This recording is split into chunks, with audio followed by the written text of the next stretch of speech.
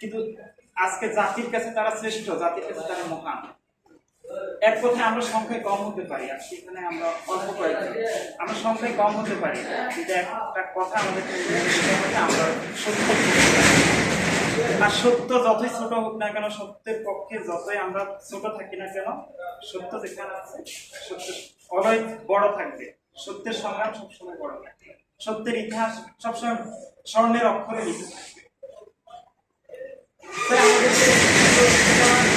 আমাদেরকে সংগঠন করতে হবে, লক্ষ্য উদ্দেশ্য নিয়ে আমাদেরকে সংগঠন করতে হবে। সংগঠন কিভাবে করবো? আগে সংগঠন পদ পদবীর জন্য নয়, আমি একটা লিডার হবো, সভাপতি হবো, সেক্রেটারি হবো, এই লক্ষ্য উদ্দেশ্য নয়।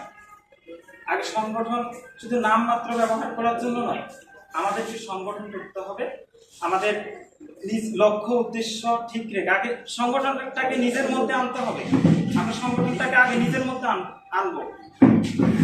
যিনি কৃষক থাকে, ফসলাদির সাথে তার একটা সম্পর্ক থাকে, যিনি জেলে থাকে, নদীর সাথে জালের সাথে তার একটা সম্পর্ক থাকে। আমরা সংগঠন করতেছি, আমাদের সাথে সংগঠনের একটা সম্পর্ক থাকতে হবে। আমি একজন লিডার হচ্ছি, আমি একজন দায়িত্বশীল হচ্ছি, আমি একজন মহানগরের একজন দায়িত্বশীল।